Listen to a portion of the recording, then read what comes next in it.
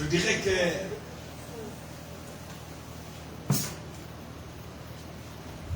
c'est quelqu'un qui a apporté également sa brique pour l'édification de cette œuvre.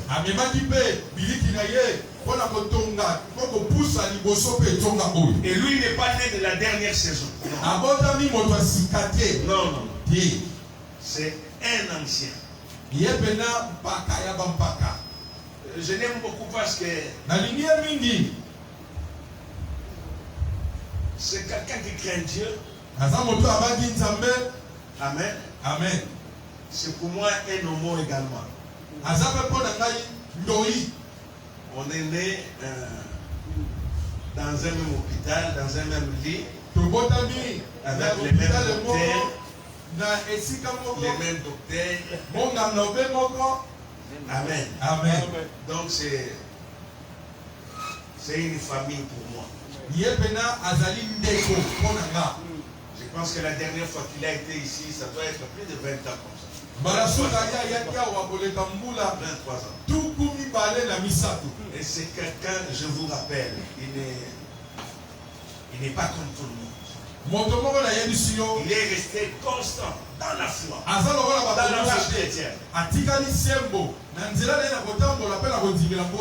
Et c'est quelqu'un qui aime s'accrocher à Christ. Je vous donnerai ce témoignage. Lorsqu'il est arrivé au Brésil, ce soir-là à 17h, il n'avait que quelque chose de $30 comme ça. Après aujourd'hui, qu'est-ce qui va m'arriver? Et secrètement, Dieu est Dieu. Il a été servi par deux frères. Deux frères qui ne connaissaient pas. Depuis quand tu es ici, c'est comme ça que tout a commencé. Quelques jours après, c'est l'église où une bonne dame également l'avait vraiment adopté. Il a fait ses études théologiques. Il connaît beaucoup de choses, hein? C'est un baka.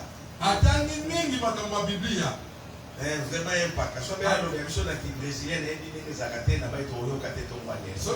Après ça, il a eu la classe. Il s'est dirigé vers la Belgique.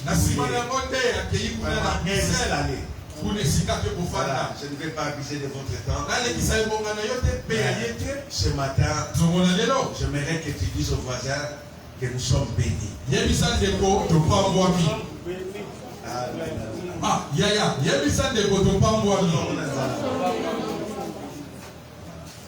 Mais Dieu est pour les présents.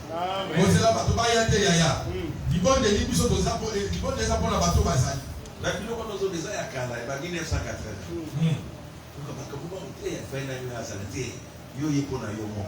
Tu n'es pas venu pour notre personne. Voilà, sans plus tarder, je suis en train d'inviter le pasteur Jeannot pendant qu'il approche. Nous les recevons avec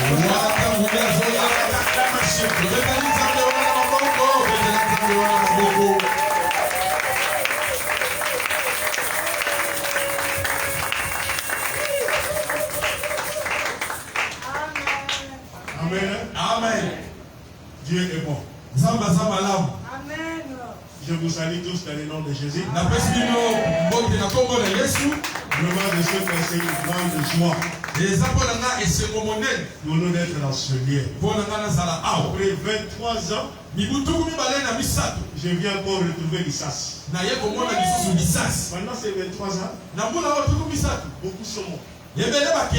Pendant ces 23 ans, beaucoup ont fait naufrage dans la foi. Mais Dieu nous a gardés. Nous sommes là. Et je voulais profiter avant que nous puissions prendre nos places. Lire la parole de Dieu. Si quelqu'un peut nous lire dans Jean chapitre 15. Jean chapitre 15, verset 6 et le verset 7. Jean chapitre 15, verset 6 à 7, nous lisons la parole de Dieu. Amen. Si quelqu'un ne demeure pas en moi, il est jeté dehors, comme les sarments, et il sèche. Puis on ramasse les sarments, on les jette au feu, et ils brûlent. Si vous demeurez en moi, et que mes paroles demeurent en vous, demandez ce que vous voudrez, et cela vous sera accordé. Amen. Amen. Vous pouvez vous mettre. Que Dieu puisse bénir sa parole.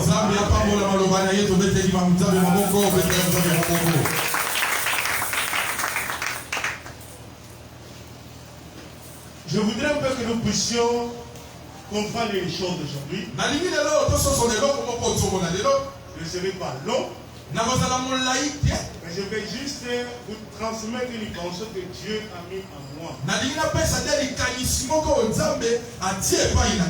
Ce n'est pas seulement aujourd'hui, mais ça fait presque 15 ans. Dieu m'avait donné ce message en me disant tu vas communiquer ça à mes enfants. Parce que la Bible déclare mon peuple est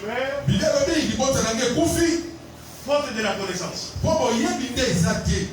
Vous savez, souvent nous aimons beaucoup des endroits qui sont trop agités. Parfois nous croyons que là où il y a trop d'ajustements, Dieu est présent. Quand il y a trop de bruit, on sent que non, l'esprit est là. Quand quelqu'un prêche, tous les chaises se renversent, on sent que non, la présence de Dieu. Quand quelqu'un commence à prophétiser beaucoup, vous disez que non, ça c'est l'homme de Dieu. Mais je connais beaucoup de gens, ils ont reçu plus de 1000 prophéties. Sans l'accomplissement. Et aujourd'hui ils sont fatigués. Oh, mais les pasteurs là, ils parlent toujours. Dieu va vous bénir. Vous allez recevoir. Il y a des cultes, des miracles, des cultes de ceci. Recevez. 2020. Sans suite. 2021. Recevez. Sans suite. 2022. Ainsi de suite. Le problème n'est pas les pasteurs. Le problème n'est pas les prophètes. Le problème c'est nous. Vous savez, quand Dieu t'a créé, il ne t'a pas créé avec les pasteurs, ni avec les prophètes. Chacun de nous doit comprendre les choses.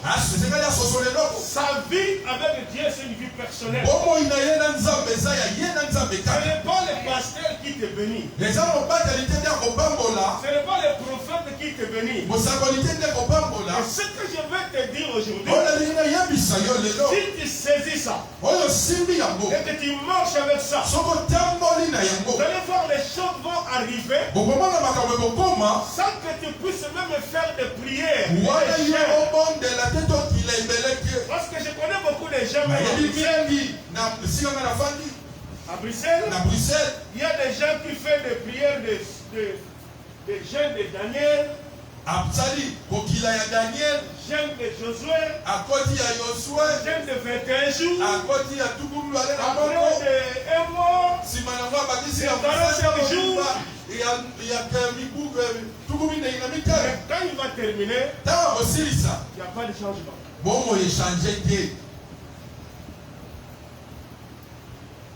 J'ai vécu pendant 10 ans dans une église où il n'y avait que les mindele.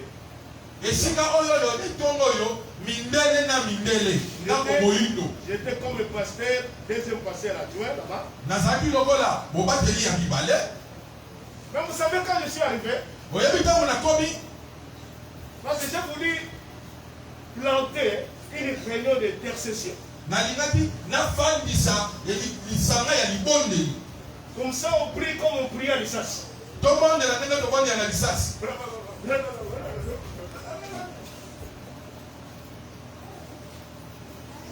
Voilà que moi je faisais ça. Il me regardait comme ça. Priez. Bondela. Priez. Bondela. Autrefois. Batisa Mbongo. Bango balobi, bagotala. On commençait à 15h à 17h. Tobanaki, on a 15h à 17h. Donc pendant 15h à 17h. Ah, Bibou, Babonga, Zominami, Namita, le deux Zomitika, Zominasam. Tu attends la voix de personne. Ozoyo, Kamingo, Yabat. Et avec moi, qui priait en haute voix. Tarangade, Nazobon de la Bongo Makasi. Et quand j'ai compris cela, Tant la Sosolia. ils sont rentrés à la maison. Bazogi Nandako. Le mari d'une femme qui était là avec moi, Mobali ya mama mwa zalaki na biso wana. il m'a appelé pour me demander ceci. Aduinga boye, abenga biyakana. Parce que j'ai nommé pendant de 15h à 17h, vous faites quoi? Abi, wana bana 15h 17h, yo salaki. Vous demandez quoi? Ozo senga nini? Mais c'est un prédicateur de l'église, nous sommes. Moteli pe ya tonga place nga na zali. Et quand il m'a demandé de telles questions, Atulinga yango. moi je croyais que ce sont des personnes charnelles. Na kanisa za moto sumi. Mais après quelques mois, quelques années, Mibu eleki, mamongeleki. j'ai compris Na sosoli. que ce sont des gens qui croient d'abord en Dieu. Eza bato de bandimina nonde nzambe. Ce sont des gens qui ont la foi en Dieu. Eza bato baza na kondima na nzambe. Et leur secret c'était quoi? Kobomba na bango nde nini? C'est ça que je voulais vous parler maintenant. Yango ina lobela lelo. Dans Jean chapitre 15, Na buku ya Yohane bokapana zomi na le beta. verset 6 et le verset 7. Na kotanga ya moto bati na sambo. Et quand vous regardez toutes ces personnes-là, Somotali bato wana nyonso. parce Mobateli, qu'il n'y a pas de pauvres. mobola zaki. Si je peux dire les pauvres dans le sens un peu comme ça, Boloba mobola. c'était bien moi. Boloba mobola na kati na bango. Et Na ite mobola. c'était moi qui priais toujours à haute voix. Ngaze na lobela makasi. C'était moi qui voulais toujours crier. Bangale lenge koganga. À l'époque là, Na ngonga wana. toutes ces personnes-là Bato wana nyonso. avaient leur voiture, Bazali na mituka. leur maison. Bandako. Parce que là je venais un peu à Bruxelles. Nga na yenda Et à kusela. cette époque-là, je n'avais pas la voiture. Nazali makolo. Mais ce sont des gens qui ne prient pas comme moi. Eza bato babondeli te lokola nga. Ils ne passent pas 30 minutes comme ça. Bra, bra, bra, bra, bra. Non, non, non, non. Alekisi ngonga zomi tukumisa tote na koganga kakati. Pendant 10 ans, Mvula zomi. je n'ai jamais écouté quelqu'un parmi eux demander à Dieu la voiture. Namoni moto te basenga nzambe moto. Ni demander à Dieu de venir quelqu'un pour la nourriture. Naona moto koloba ayo abongela te pesa moto koko bilei. Je veux que tu puisses me saisir très très bien. Na lingo simba lelo. J'ai dit bien pendant 10 ans. Na lobi bibu zomi. Aucune prière. Libonde ya bongo Oh esalamati. Dieu, aide-moi. Je souffre. Oh Dieu, ça ne va Nzambe pas. sanga ngai. Na nyo kwama. Regarde le congélateur. Tala. Regarde. Ojete na ngai. Regarde le frigo. Eza ne longo te. Jamais. Namoni bango Ça, je vous dis la vérité. kosala. Mais je me pose la question. Nazo bituna mais pona nini? Bango basala mabonde lokola biso te. J'avais juste compris une chose. Na yeko sosola. C'était des gens Batoyo qui aimaient d'abord Dieu balingaki nano nzambe et ils avaient la foi en Dieu. mpe bazalaki na kondima na nzambe. Ils croyaient en Dieu. Bazondimela nzambe. Ils croyaient à une chose. Bandimi eloko moko. Que chez Dieu, la pauvreté n'existe pas. Epai ya nzambe kimobola eza te. Ils ont mis ça dans leur tête. Batiango na moto na bango. C'est des gens qui ne supportent pas la misère. Eza bato balingi pasi te. Et ça, c'est la réalité. Wana mpe eza solo. Parce que quand Dieu nous a créés, Ntango nzambe akeli biso, il ne nous a pas créés dans la misère, akeli biso na pasi ni te. dans la pauvreté, Mpo na kimobola te. ni dans les manquements. To na kozanga te. Parce que Dieu dit dans sa parole, Ya nzambe alobi na Biblia. faisons l'homme Tosala moto. à notre image. Na lolenge na Et biso. je parle à quelqu'un. Nazoloba na moto moko. Maintenant, je vais entrer dans le message. Nalingi nakweta sikoyo na Dieu mateya. dit ceci, Nzambe alobi. faisons l'homme. Tosala moto. Nalingo yokanga bien. Amen. Oso ozo raté loka makambo. Allez aussi là, allez au sang maté. Amen. Ozo c'est la pasta sambela pona ya sambela na yepe. Mais au monde là au sang maté na vie na yo. Amen. Parce que tu manques de quelque chose. ozangi eloko moko Saisissez-moi très bien. simbanga malamu Dieu dit. nzambe alobi Donc tant que tu es là, ndenge oza wana il n'est pas un fruit d'hasard. oza mboma ya pambapamba te Dieu dit. nzambe alobi Faisons l'homme tosala moto à notre image. na lolenge na biso À notre image. na lolenge na Et biso selon lolenge notre ressemblance. akokani na biso Ça veut dire quoi? elingi oloba nini Tu as l'image de Dieu. oza kokokana na ya nzambe Tu as l'image de Dieu. oza na kokokisama na nzambe Tel que tu es, ndenge yo ozali tel que Dieu est. ndenge mpe nzambe aza Et Dieu ne connaît pas la misère. nzambe ayebi mpasi te Parce qu'il a dit selon notre alobi ressemblance. nakokokanisa na biso Donc la façon dont Dieu t'a créé, lolenge nzambe akeli yo ce n'est pas pour marcher dans la eza misère, mpo etambola na mpasi te ni dans les manquements. to na kozanga Parce que ce que j'ai compris dans notre pays, oyo na sosoli na mboka na biso dans beaucoup d'églises, na baeklesi il y ebele a trop de souffrance. mpasi nde eza mingi Il y a trop de souffrance. mpasi eza mingi Les gens manquent beaucoup. bato bazangi mingi Mais il y a quelque chose que nous devons comprendre. ezokoma mpe senge tososola Et si nous demeurons dans la parole de soki Dieu, tofandi na maloba nzambe si nous demeurons en Dieu, soki tofandi na nzambe bien, mais la Bible dit quoi? biblia elobi boye Demandez tout ce que vous voulez. senga nyonso oyo bolinga Quelqu'un là? moto moko aza wa Demandez tout ce que vous voulez senga nyonso oyo yo bolinga et cela vous sera accordé. ekopesamela bino Mais avant de demander à Dieu, yango ete osenga na nzambe nyonso oyo olingi la Bible dit ceci. biblia elobi boye Si vous demeurez en moi soki bofandi na kati na nga et que ma parole mpe maloba na ngai demeure en vous, efandi na kati na bino maintenant après c'est quoi? na nsima nango nini ekobotama Demandez tout ce que vous voulez. senga nyonso oyo yo olingi Cela vous accordez. nyonso wana ekopesamela yo Mais en première chose, na liboso le vrai secret, lebombamelo ya liboso ya pour monene regarder ta vie, mpo na bomoi na yo si vraiment tu demeures en Dieu, soki ofandi na nzambe je ne vous demande pas de demeurer dans l'église. na bino ofanda kaka na eklesia Je ne vous demande pas de demeurer derrière un pasteur ou un prophète. nalobi tofanda na mokongo ya mobateli to ya nani Mais ce que je veux te dire oyo aujourd'hui, naloba na yo que tu commences d'abord à regarder si tu demeures en Dieu, soki ofandisami na nzambe si tu marches avec un Dieu. soki otamboli na nzambe Parce que Dieu est dans sa parole. nzambe aza na kati na maloba na ye Où vous voulez chercher le miracle? ozoluka bikamwa wapi Mais la Bible est claire. biblia eza pole Si vous demeurez en moi soki ofandi na kati na ngai et que ma parole demeure en vous, mpe maloba na nga efandi na kati na bino demandez tout ce que vous voulez, tout ce que vous voulez. senga nyonso oyo olingi Et cela sera vous accorder. nyonso wana ekopesamela yo oyo kosenga ekopesamela yo La Bible dit, biblia elobi cherchez premièrement les royaumes des cieux. luka na ino ya liboso bokonzi na nzambe Et tout ce dont vous avez besoin. nyonso oza na yango mposa Bien aimé, la pauvreté, c'est un démon. kimobola eza molimo mabe Et tout ce qui est manquement, oyo ekozanga ce sont des petits esprits là, mais toujours ce sont des petits démons.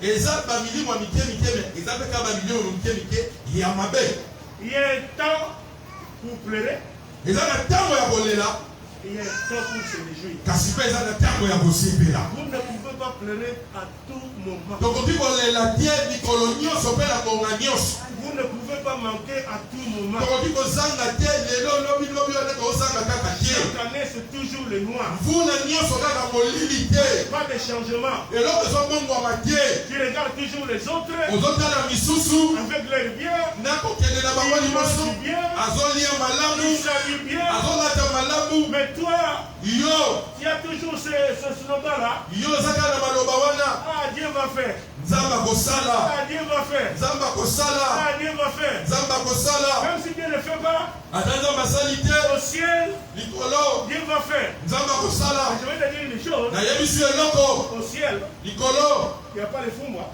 Fumu ezake. Amen. Hein? Amen. Au ciel, il n'y a pas de madesma. Kuna na lola. Madesu pe ezake. Au ciel, il n'y a pas de héros, il n'y a pas de dollars. Dollar kuna ezake. Euro pe ezake. Quand la Bible dit, Tangu biye lobi. si vous demandez, Soki osengi. vous allez recevoir tout ce dont vous avez besoin. Okozwa nyonso oyo eza nango mposa. Ce n'est pas au ciel, Eza na likolo te nde okozwa. mais ici sur la terre. Okozwa ngo nde awa na se na mwese. Si je parle à quelqu'un, Nazoloba na moto moko. il faut que tu changes ta mentalité. Esengeli nde obongola nde makanisi na yo. Il faut que tu changes ta façon de voir Dieu dans ta vie. Esengeli nde obongola lolenge na oyo ya komona nzambe na bomoi na yo. Il y a des moments où tu demandes, tu demandes, tu demandes, tu demandes. Eza na ngonga mosusu osengi osengi osengi. Mais vous savez bien les gens, Oyebi eza na bato. ils demandent à Dieu, donne-moi les crayons, donne-moi les crayons. Abi nzambe pesa ngai crayon pesa ngai ekomeli. Tu fais les jeûnes de une semaine, de un mois, de 2 Okili semaines. ya mikolo mibale ya misato ya mine ya sanza mobimba. Tu vois, ici vous avez les crayons. Awa oza na crayon. Il demande à Dieu, donne-moi les crayons, donne-moi les crayons. Olobi na nzambe pesa ngai crayon pesa ngai crayon. Mais vous savez, avec Daniel, Dieu avait dit, le premier jour que tu avais appris à s'humilier, Oyebi na Daniel nzambe alobaki na ye mokolo ya liboso oyo yokanisaki kaka kobumba komikitisa liboso na ngai. c'était aussi le jour où je t'avais exaucé. Eza deja mokolo wana oyo ngai na yanola yo. Mais il y a des gens que Dieu avait déjà donné les crayons. Eza na bato oyo nzambe apesa deja eloko basenga. Quand tu demandes à Dieu le crayon, Dieu avait déjà fait comme ça. Ntango osengi nzambe esi asali nini apesi atie loboko boye na eloko osengi. Prends le crayon. Zwa eloko Mais osengi. le crayon est là. Eloko osengi ezali wana. Voilà le problème. Likambo eza nini? C'est le plus Dieu. Nzambe lisusu te. Maintenant, c'est l'homme. Etikali nde na moto. Amen. Hein? Amen. Parce que tu as prié, Obondeli Dieu a donné. nzambe apesi. Maintenant, le problème, c'est l'homme. Etikali na moto. Parce que Dieu est esprit. Nzambe aza molimo. Quand tu as demandé les choses matérielles, Ntango osengi biloko ya mosuni Dieu ne peut pas entrer dans le physique. nzambe akokota te na minzoto ya Maintenant, mosuni. c'est l'homme qui doit entrer dans le physique. Moto nde senya akende nde na Pour makambo ezomonisama. reconnaître ce qu'il a demandé dans le physique. akende kosimba oyo asengi na molimo. C'est quoi ça? Eza nini? Donc, toi, tu dois comprendre maintenant yo sengeli ososola ce que tu as demandé. oyo osengi Tu as demandé le crayon. osengaki crayon. Maintenant, tu dois quitter dans le spirituel. esengeli olongo esiko na molimo. Tu dois entrer dans le physique. ozongisango na Tu mosuni. dois entrer dans le monde physique ozongisango na mosuni. pour chercher où se trouve le crayon. oyeba sikoyo crayon eloko osengi ezali wapi. Et là, tu dois être trop prudent. wana nde sikoyo ozala na bomayele. Tu dois être trop prudent. mayele makasi na kobanga nyonso. C'est comme dans le travail. eza wana mosala. Demandez, donne-moi le travail. pesanga mosala. Donne-moi le travail. pesanga mosala. Ok, Dieu a dit, la porte est ouverte. nzambe alobi ekuke ya kofungwama. La porte est ouverte. ekuke eza J'ai kofungwama. donné le travail. napesi yo mosala. Mais là où je ne venais pas te donner le travail, kasi moza koyeba pesi yango. qu'est-ce que tu dois faire? esengeli osala nini? Parce que tu as demandé à Dieu les choses qui sont dans le monde spirituel. osengi nzambe biloko eza na esika na molimo. Mais Dieu t'a dit, ok, je te donne le nzambe travail. alobi napesi yo yango. Maintenant, c'est toi l'homme qui doit faire quelque chose. eteni siko eteli na ngambo na yo ya moto. osala likambo mpo ozwa mosala. Qu'est-ce que maintenant toi tu dois faire? yo sengeli osala nini? Quelqu'un peut me répondre? moto akoki koyanola nga. Qu'est-ce qu'il faut faire? esengeli osala nini? Allez. Et la Bible dit quoi? esengeli kende koluka. bibi alobi nini? Chercher. Demander. senga luka liboso okozwa. Et frapper. beta bakoyanola yo. Et tu as demandé à Dieu. osengi na yango deja epai ya nzambe. Dieu a dit, ok, j'ouvre la porte, le boulot est là. nzambe afungoli ekuke mosala ezali. La deuxième chose que tu dois faire, eloko mibale esengeli yosala. tu dois commencer à remplir, comme ça s'appelle là, le CV. esengeli bana kokoma seve na yo. Et tu dois commencer à aller chercher. Cela veut dire déposer ça partout. esengeli yo bana kokende koluka. koluka wana likoloba nini loba kotambola kotika mona bisika misala. Et en même temps, tu vas commencer à frapper. wana mpe mbala moko oza kobeta ekuke. Et tu attends. ozozela. Dieu va te donner la victoire. Parce que la Bible est claire. Moi je vous dis sincèrement, la façon dont nous prions sur tous les Africains. J'ai été au Brésil. Quand on reçoit la jeune, il y a journée de 6h à 18h. De 6h à 18h. Il n'arrive pas à le faire. Quand je suis arrivé au Brésil, quand je fais les gels même de 3 jours, les pasteur venait frapper pour voir si tout va bien. Non, s'il te plaît. Pastor Bimananu, Lia Okokufa Bamba, Puna. Lia na yo, Lia nanu. Mais c'est parce qu'avec plus de 10 à 15 000 membres dans l'église. Mobateli Munene, Wana na Batu, Makoto Kama, Yabandimi. Mais gêné pendant de 6 à 18 heures, ils arrivent pas. Baki la Rogana Biso de Messala Kokila, Bango Bakokaka. Les jeunes, quand ils se réveillent à 6 h du matin, jusqu'à midi, et comme 12 h, il va ouvrir sur les jeunes. Allez jusqu'à 18 h. Non. Mais regarde leur vie. Mais ce sont des gens de foi. C'est des gens qui aiment Dieu. Et quand ils commencent à prêcher, vous voyez les miracles. Vous savez de quoi le secret? Parce qu'ils aiment Dieu. Ils demeurent en Dieu. Ils demeurent dans la parole de Dieu. Parce que la Bible dit clairement, si vous demeurez en moi et que ma parole demeure en vous, demandez tout ce que vous voulez. Et cela vous sera accordé. Le problème c'est vivre avec Dieu. Ce n'est pas faire des jeûnes, bien aimés. Ce n'est pas faire des veilles de prière. Parce que ça c'est notre système. Nous avons le même Dieu. Avec les Brésiliens. Avec les Américains. Avec les Européens.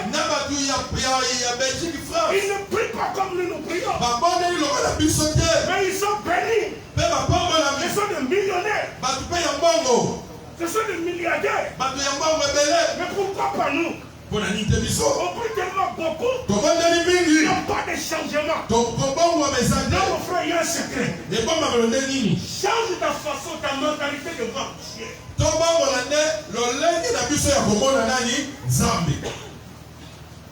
Tu dois commencer à réfléchir. Est-ce que j'ai demeuré en Dieu?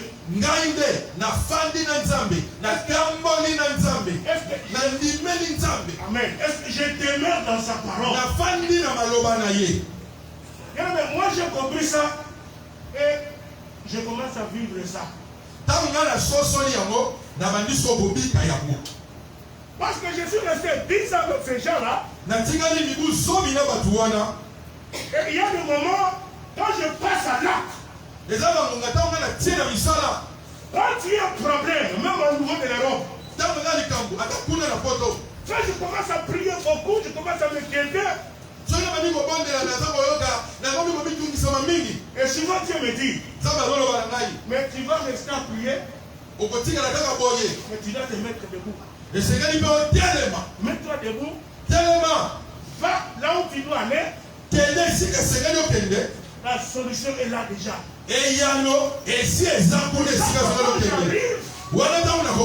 Je trouve la solution. Je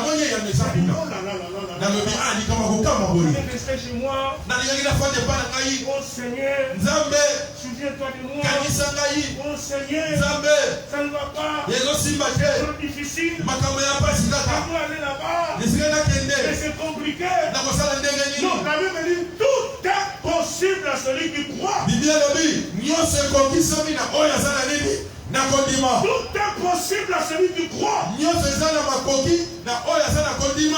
chaque fois que je me mets debout, j'arrive à l'endroit.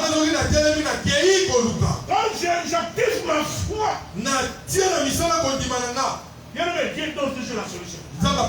Et souvent quand je récupère la chose, je rentre comme ça, l'esprit me dit, tu vois, si tu m'attendais seulement, nous t'as compris là? Nous pouvons comprendre là? Vous comprenez maintenant? On sort dans le jeu dans la ronde là. Quand on a deux sons encore, au moins on va exprimer ça. Au moins son c'est les gars là. Vous voyez comment on va souffrir là? Au moins on va exprimer ça là. Son c'est les gars là. Il est au jeu à monter. Donc il y a des moments. Et ça dans ma cambo, dans ma tango. L'homme doit faire sa part. Moto. Et c'est que asala et tel inaye. Je suis venu dire aux gens de l'ISAS. Naye koyobana itoma et l'ISAS. 2022. 2022.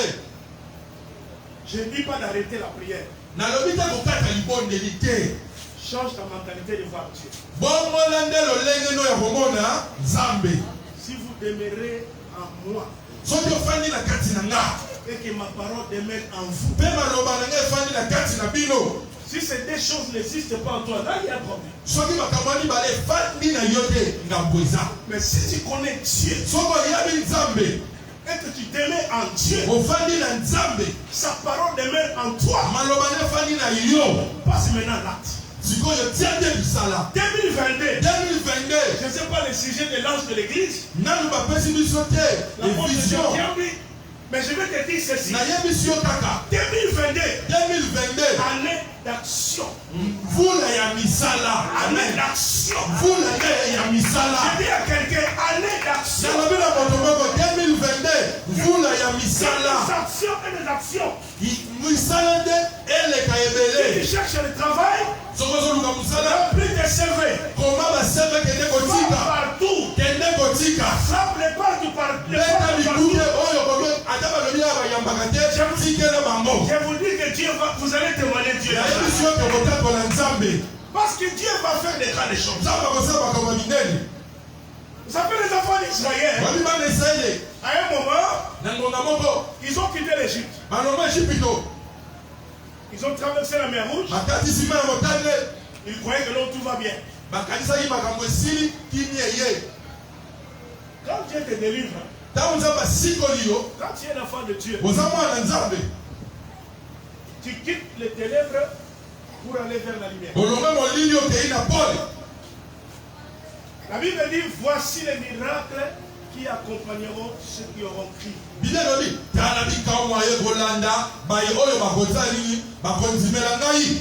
Donc, celui qui demeure dans la parole de Dieu, celui qui demeure en Dieu, ce n'est pas quelqu'un qui court derrière les miracles. Ah, j'ai fait 10 ans à l'Issassi.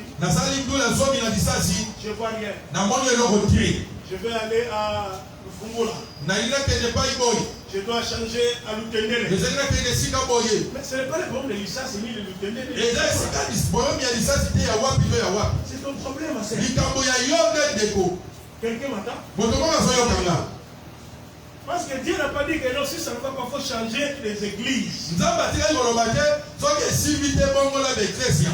Dieu n'a pas dit que tu dois demeurer à l'Issassi. Mais Dieu dit ceci. Si vous demeurez en moi et que ma parole, vous savez quand Dieu a dit faisons l'homme à notre image. Quand tu commences à réfléchir toutes ces choses, vous allez changer votre façon de voir Dieu. Quand Dieu t'a créé, regardez Adam. Dieu avait créé la richesse avant l'homme.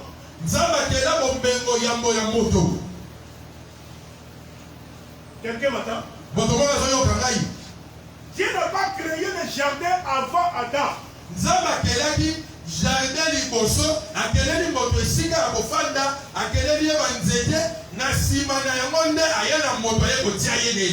Est-ce que quelqu'un est là? Vous avez bien compris? Non, cela veut dire quand tu es en Dieu, quand tu viens dans le Seigneur, tout est déjà là. C'est comme ça qu'il faut commencer à agir et à faire les choses. Tu vas commencer à marcher tout en disant que non, j'ai mon jardin de Dieu. Si vous ne changez pas la façon de voir les choses, vous allez rester comme ça. Je vous dis des choses que je suis en train de vivre aujourd'hui. Il y a un moment quand j'ai besoin d'une chose, je ne peux plus. Je déclare. Je parle à quelqu'un. Je ne peux plus. Je ne peux plus les gens de prière. Parfois je déclare cela. Quelqu'un là? Je dis parfois je déclare cela.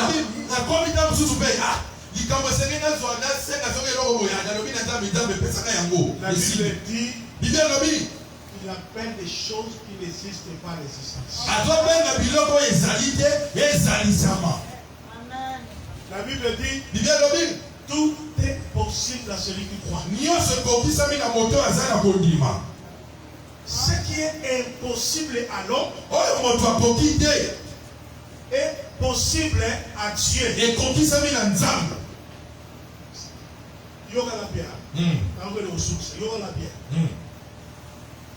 Ce qui est impossible à l'homme est possible à Dieu. Mais la Bible dit quoi? Tout est possible à celui qui croit. Vous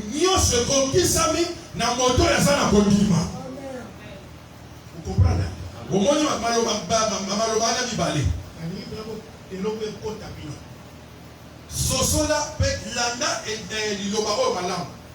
Tu vas mettre la divinité de Dieu dans ce que je vais dire maintenant. Saisissez-moi très bien. Ce qui est impossible à l'homme est possible à Dieu. On dit encore ceci. Tout est possible à celui qui croit. Cela veut dire les choses qui sont impossibles à toi. Dieu dit, pour moi c'est possible. Mais avec ta foi, tout deviendra aussi possible. Cela veut dire quoi? Il y a des choses que Dieu peut le faire. Et il y a des choses que toi aussi tu peux faire. Parce qu'avec la foi, tout devient possible. Amen. C'est là qu'on peut dire que non, comme quelqu'un là,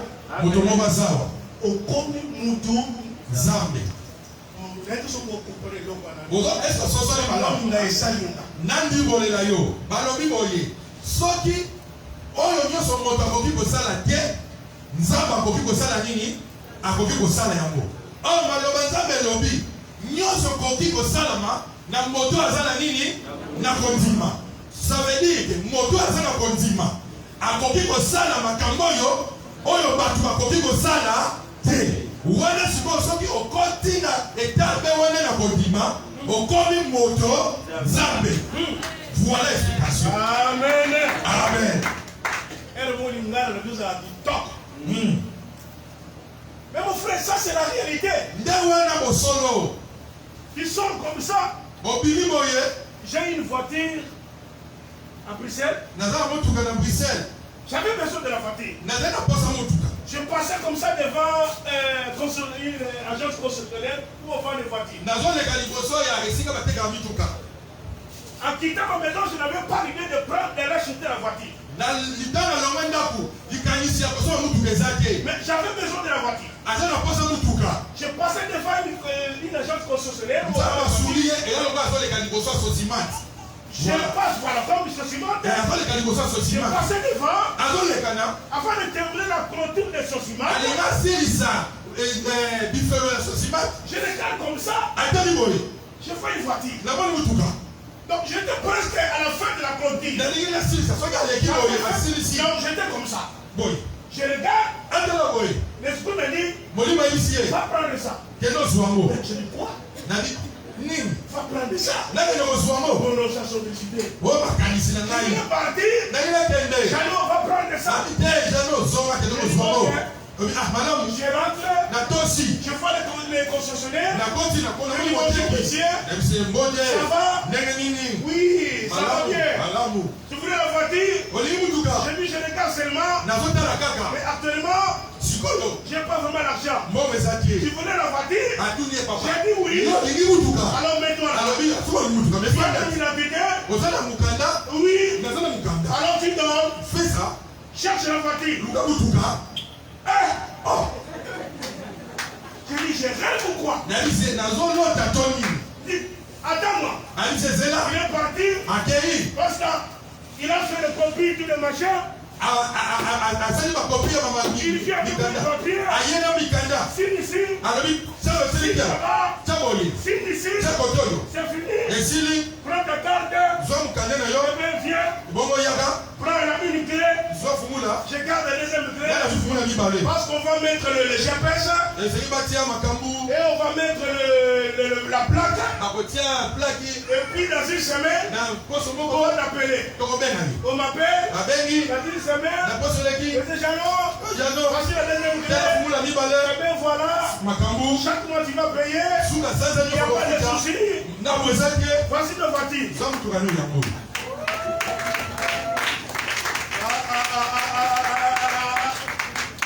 Et à partir de ce moment-là, j'avais encore compris. Vous savez, avec Adam, quand Dieu l'a créé, Dieu, pour créer la femme d'Adam, Dieu pouvait aussi créer Ève. Mais Dieu regarde un homme. Il a dit un homme. Parce qu'il avait dit faisons l'homme à notre image. Selon notre ressemblance. Dans l'homme, Dieu avait fait sortir la femme.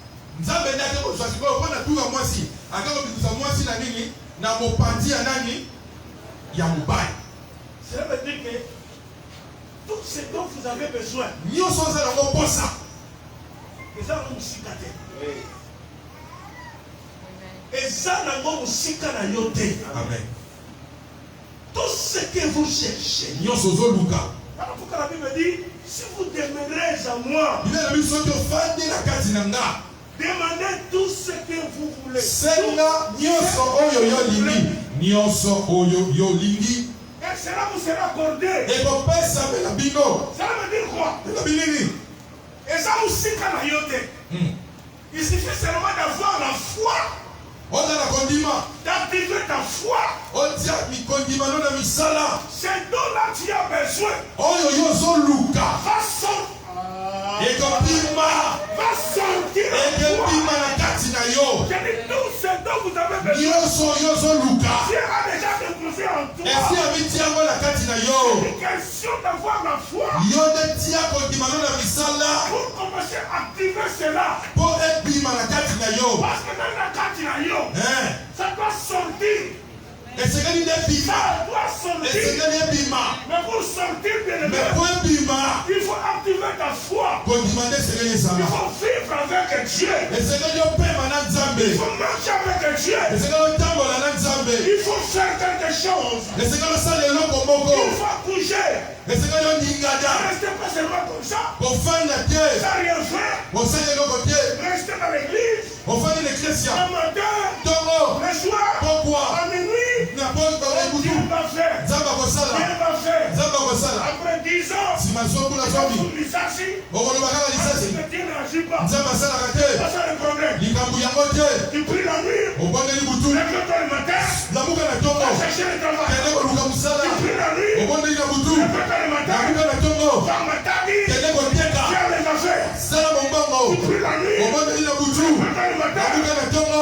quelque chose.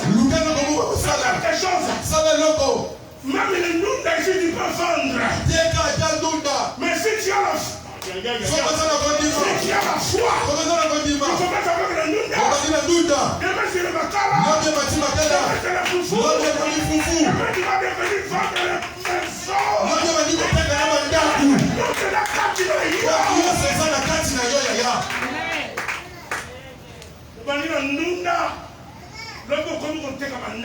Amen. Parce que Dieu aime comme ça.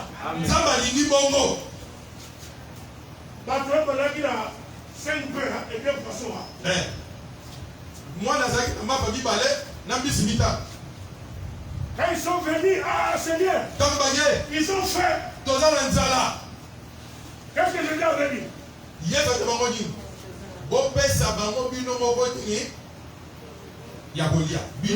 Donnez-leur vous-même. Est-ce que vous comprenez? Vous-même.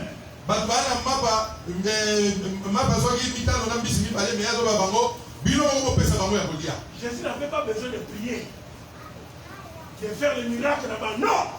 Il a dit vous-même.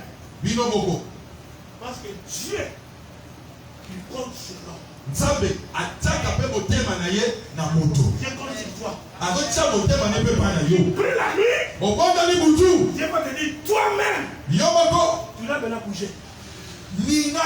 Si tu bouges, si tu fais quelque chose, tu commences à vendre le Nunda. Comme tu marches avec moi, on soukaka le Nunda.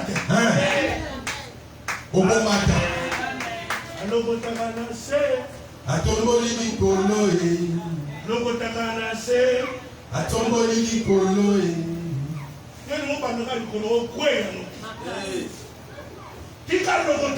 Amen. Je parle à quelqu'un. Non. On compte à 2022. Non, changez votre mentalité. 2022, vous la yamisala. Au bon de Libutu, Tongo la Muki, Bibi à l'oboko ya droite, Tongo à l'oboko ya gauche. La Bible dit l'or et l'argent appartiennent à notre Dieu. Bibi a dit, Wolo, Père, Pala Taïza et Nzambe. Si vous demeurez en moi, que ma parole demeure en vous.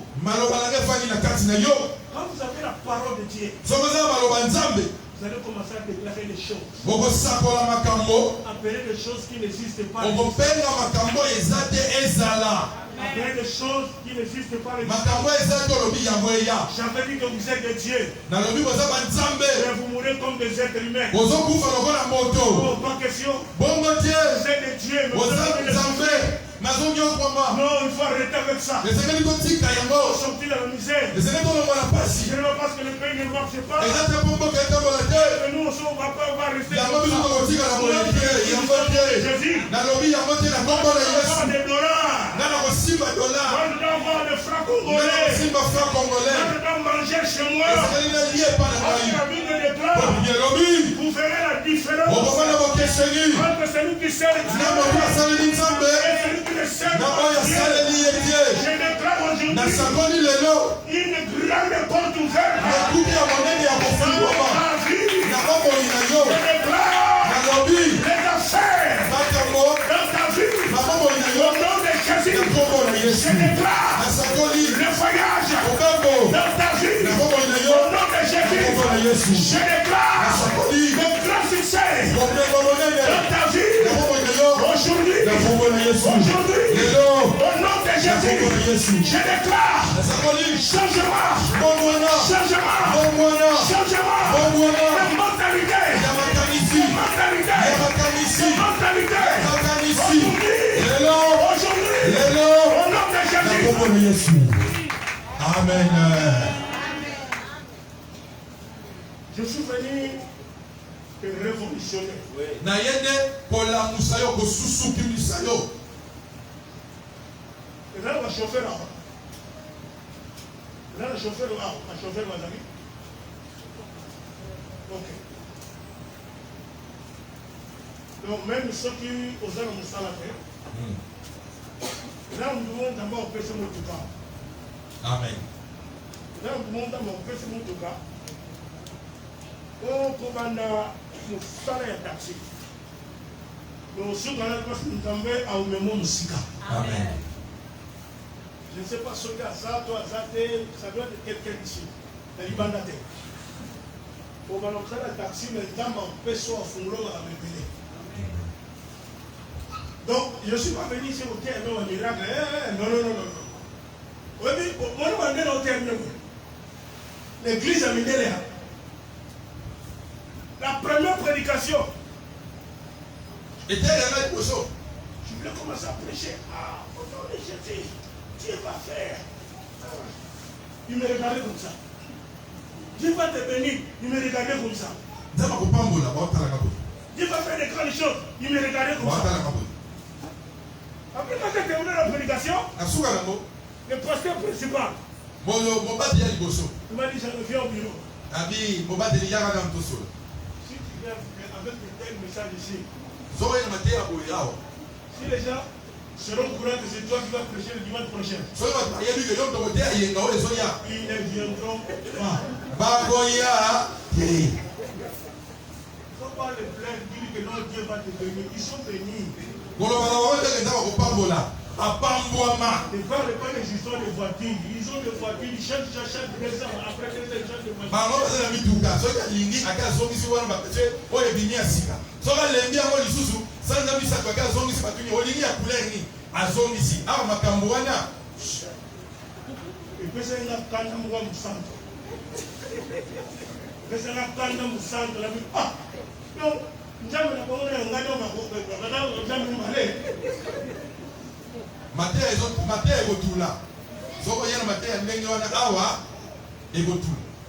J'avais changé la prédication. La bombe dit Matthieu. Quand tu prêches, tu vas prêcher sur l'amour, prêcher sur la justice, la sanctification. Tu prêches des messages. Mais ne viens pas avec les j'avais bien compris parce que nous sommes. La Bible dit, béni soit Dieu le Père qui nous a bénis des choses de toutes sortes de bénédictions.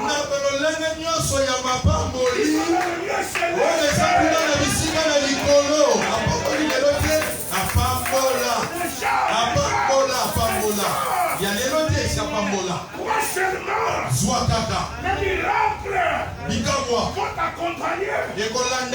Moi seulement, mon frère, les affaires vont t'accompagner. Vous voyez, c'est la réalité. Mais ici, quand je viens, je vois les gens pris. Même situation. Là où j'ai suivi je suis collé dans une église, chaque jour, chassé, arraché. Tu vas arracher quoi? Arracher. Tu vas arracher quoi? La Bible dit tout est en vous.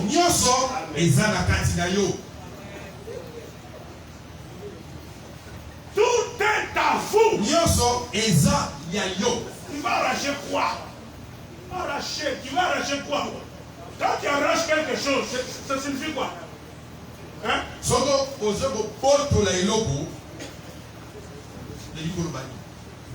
Tu arraches.